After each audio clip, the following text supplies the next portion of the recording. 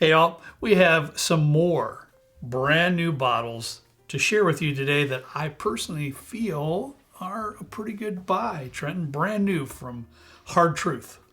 Honestly, one of my favorite newer-ish distilleries. I think they're in Indiana somewhere, Yes. like down south. They're in Brown County somewhere. Brown County, okay. Indiana, yeah. I feel like we're off to a kind of a good start this year with budget-ish releases. I don't know what you paid for these, but I think they were on the lower end. Okay. Yeah, we'll get to it. Yeah, they're fairly reasonably priced, and they're not cheap. Let's just put it that way. But everything that Hard Truth has pretty much done so far has been really good. And all rise, yes. too. This is their first bourbon releases? This is their first bourbon releases of their own distillate here, Trenton. Oh, okay. This is all their own distillate, too.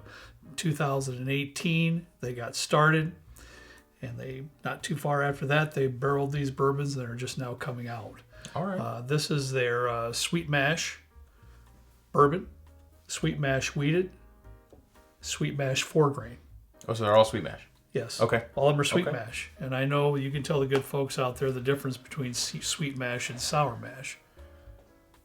No, I can't. Well, now, doesn't it feel awkward to get those questions in the middle of a video that you can't answer like you do to me all the time? No, you see, I could make up something random, but I know what a sour mash is. I actually don't know what a sweet mash is. Well, a sour mash, I guess, when they make new batches, they take a little bit from the old batch to start the new batch with, right? Yep. Sour mash. Sweet mash is the exact opposite. It's brand new every time. Oh, okay. Brand new ingredients every time they make their batches with sweet mash. Okay. So, I'd never heard of that before. Short and simple. That's it. Are you getting back at me now for what I do to you? Like You're doing the bucket, now you're being like, hey, what's this thing that I probably should know but also don't? Yes. It's fine. It's fine. Exactly. You learn something new every day. Right? You want to go over some prices real quick? Yeah. Because we can. Yeah. Now, according to Hard Truth website, their bourbon is $45. Really? Okay. Is it age stated? These two are bottled in bond, so they have to be at least 4 years. I looked. If anybody out there can help me, if there's an age statement out there, I didn't find it. I didn't spend hours looking for it either. But I have to assume, of course, these, as you know, since they are bottled in bond, they have to be at least 4 years old. Okay. It also said on their website they intentionally did a couple of them bottled in bond so that the world could see that this is truly their own grain-to-glass product. Love it. Love it. So this is not, but I would assume it's still roughly in the same ballpark as far as age is concerned. I would have to assume, but I'm only assuming. Okay. So this is at least 4. I'm guessing it's a little more closer to 5. Okay. Because if they barreled in 2018 or somewhere on there, it's 2024 now. So yeah, I'm just spitballing numbers here. So, but if anybody out there that has the knowledge that can help, we'd surely appreciate that. So that'll roughly give you an idea. So Trenton, this is $45 according to their website.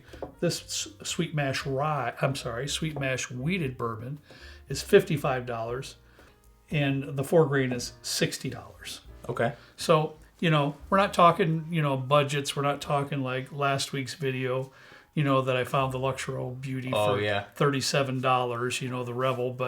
But I think, well, of course, I had tiny sips. Yes, I do. So I think they're worth it, but you have not. I mean, Trenton never has tiny sips because I don't know. I like to go in nothing at all. I've had tiny sips in preparation for the video, but I think they're well worth their money. But I'm very curious to see what you think about them. Okay. What I do like about it too, Trenton, is they are non-chill filtered, which is right up my alley. Okay. So everything that's on the bar top that they have out here right now speaks quality. It kind of ticks all your boxes too. It does. Like a nice proof point, non-chill filter. It doesn't have like super transparent for you. We can assume that it's about 4 years because it's bottled in bond. This one, nobody knows. Yeah. But let's get into it. Right? All right, we're gonna have the bourbon first, sweet mash bourbon. Now this one's 90 proof, Trenton, so you know it too. That smells like grape Laffy Taffy. Does it? It does. Wow, you know what? The aromas are fantastic. It is. I'm gonna say that they just are. It's relatively rich, not deep and dark, but relatively rich, sweet on the nose for sure, and pretty complex and full. Does plastic have a smell? Do you think? Not that I'm aware of. Okay. you know. Because like I wouldn't describe like a Laffy Taffy like the little ones you would used to get for like Halloween, the banana and apple and everything. It smells exactly like that, but it's not. I don't know if it's like a tad chemically from that plasticky. It smells really good. It smells really good. I get a little bit of a toasted almond there, Trenton, for me. Dude, that's like orgeat, whatever they call it. Mm-hmm. That's that syrup. Yeah. With a hint of caramel and a little bit of toffee in there. Kind of reminds me of like Buffalo Trace, regular, like for real. There's definitely like a slight candy note in there too.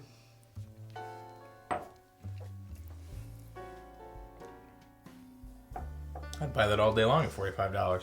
Seriously, that's really good.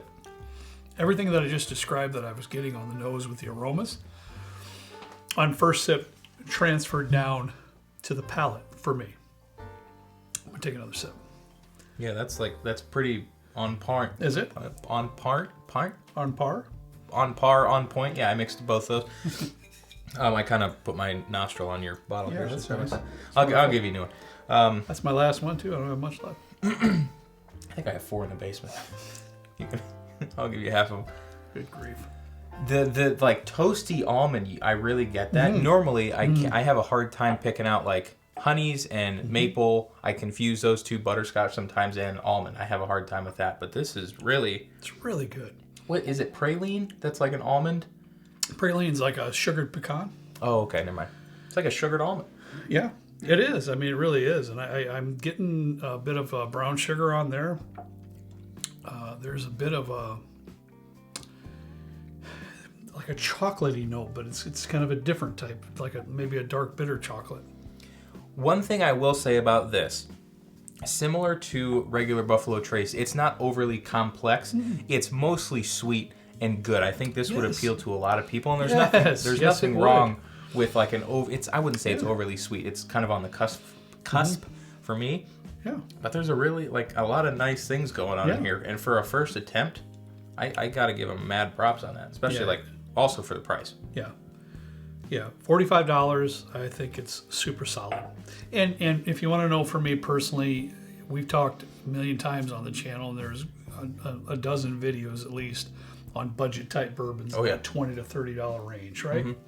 I personally feel that this bottle would be better than the majority of those. We should blind it. You know, they're 40. We should. It's $45. You know, so I'm just trying to gauge it with the folks out there. So we're talking about $25 bottles that are the best of the best. I still think this one might be a little bit better. So I feel it's worth that $45. I could go on and on about this. I think it's really good. But also, from a smaller distillery that is coming out, this is their first bourbon product that they're releasing. Yeah. For the price point, I don't think it's unheard of. Like Buffalo Trace is pumping out 20,000 barrels a day. I mean, that's not actually true. But I apologize. I did write down some facts here, some notes here. So the mash bill on this bourbon here, Trenton, was 73% corn, 19% rye, 8% malted barley. As we move over to this wheated, bottled in bond, that one is 69% corn, 19% wheat, and 12% malted barley. Okay. So that's the recipes of the mash bills for the first two. This does not taste like it has that much rye in it. Yeah. I would have put like a 98.2 or something. Really? Yeah, it's honestly a lot. Yeah. You don't get a lot of that rye influence from it. This is the wheated? This is the wheated version. Okay. And you can already, on the aromas, tell that it's a little bit softer. Yeah, for sure. Sweeter, just a touch. It doesn't really... It smells like a field. Past that, I'm not getting like a lot of complex notes. No. And when I think of wheated, I think of Makers. Especially like that Makers cast strength that we just did a couple videos ago. I'm like trying to find like a cherry or like a something. And I'm not. But it doesn't smell bad. No, I'm getting like a light apple cider.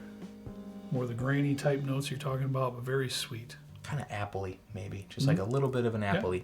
Yep. Green. Yep. Granny Smith. I'm on it. Yep. Yeah, for sure. I'm not mad at that either. Oh, okay. I think this is the first time that I've ever tasted this like grainy, or not grainy, like a wheat shell, like I'm kind of chewing on a raw piece of wheat. Mm-hmm. I get that a little bit at the back end. Okay. It's not bad. It's just not something that I was expecting from a wheater.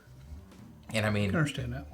It's a wheater, so it probably should taste like wheat. It is. Okay, let me see if I can try to phrase this properly. It is slightly grain forward, and when I say that, I mean that slightly. However, I feel it's a developed grain note. It's not a raw. I don't think it's raw grain. Sometimes you get, in whiskeys that just aren't so good. This is really oily. It's got a great mouthfeel. It's sweet. Remember, all these are non-chill filtered. Oh, right. Which really helps out with that too. Yeah. Really helps out. I find some candied fruit in there, some kind of a sugary candy note, possibly a sugary fruit note. I mean, I like caramel note, that developed grain note. To me, this is a little bit less complex than this one. Mm-hmm. It's sweet, it's nice. I could see it like a caramely type vibe here, and then you definitely get some of that wheat. Yeah. Past that, for me, there's not much past that. Maybe if I sit down for a little bit, I might find a little bit more in it. But off the initial sip, the first time, this is my first time tasting it. Yeah, I don't get a whole lot from the palate. Now, do you feel, since you're kind of a weeded guy for the most part, do you feel there's other $50 bottles that you could measure that up to in the weeded categories?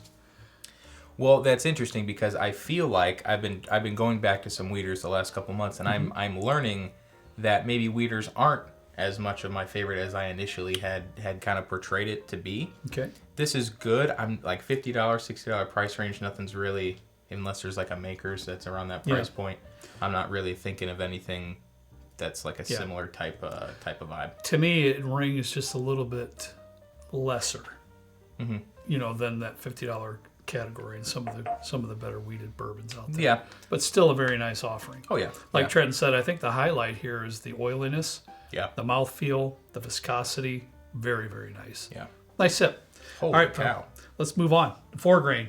I have the mash bill for that one as well, Trenton. It's 78% corn, 9% rye, 9% wheat, 4% malted barley. This tastes like Tim from Spirit of the Cocktail put a butterscotch candy in here. It does. Really. You give that a whiff? Holy cow. Tim, did you set up Trenton, Tim? Did you? Can you see a little piece floating around in here? This is truly, I was waiting to see what you're going to say about this one. This is truly butterscotch heaven. It just is. I don't know how they got to that point, but the aromas are rich and sweet and butterscotch, candy bar type notes. They're honestly, the butterscotch, and this isn't a bad thing, there's so much butterscotch going on in here. I don't get much else. If you've ever been to Dairy Queen and you get the butterscotch dipped cone, I used to just pick off the coating and eat it, and then I would just let my ice cream melt in my hand in the back seat. That butterscotch coating was the best, though. It's like this, though. Yeah. That's what it smells like. It's like really rich. It really is, too. All right, I can't wait.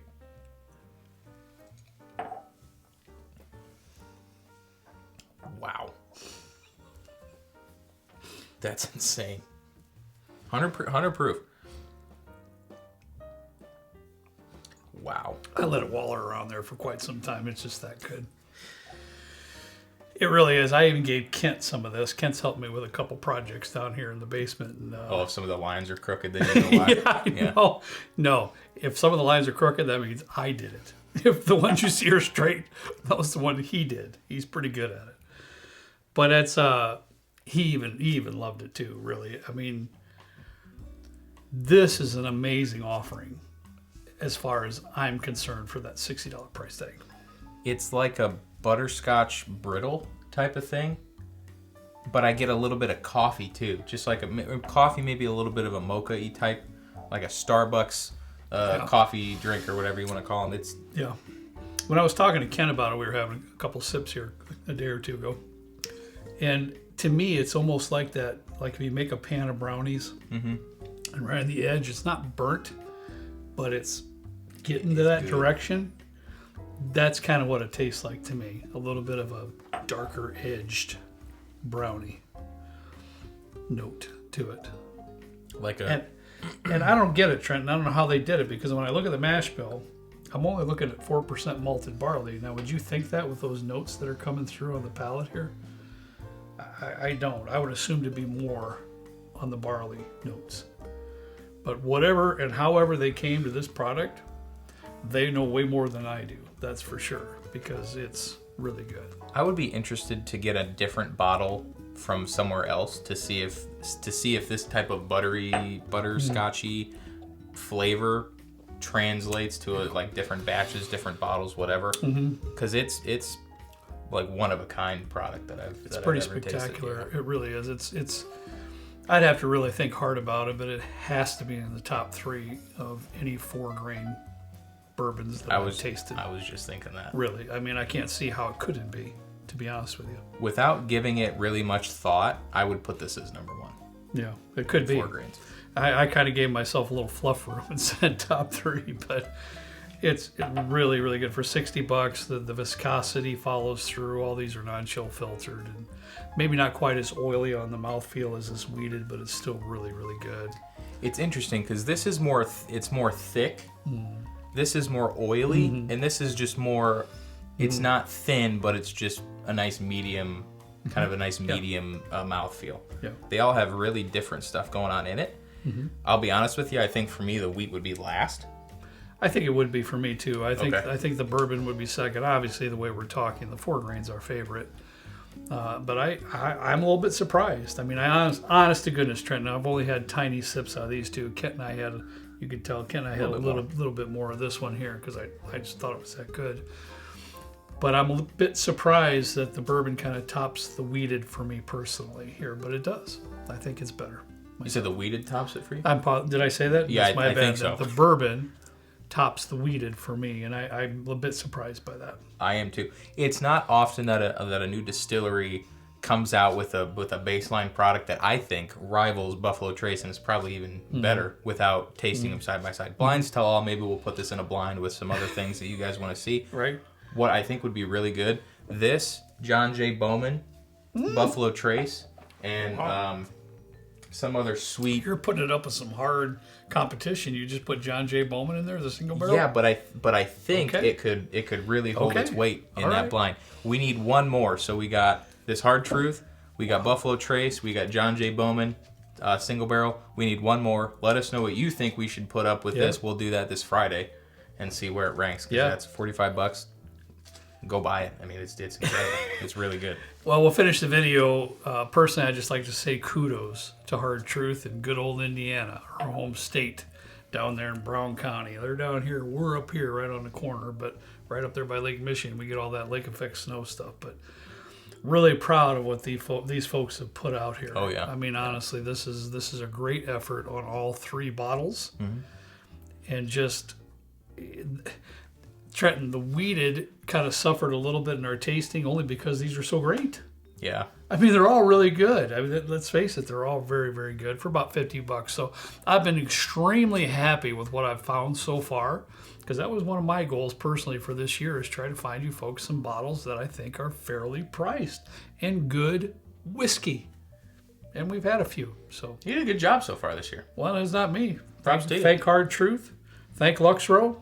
Well, you're presenting them to the good folks, you know. You did curating and picking them out and everything. I'm extremely thankful to some of these distilleries for, taking notice and trying to put out some good quality whiskey for a fair price.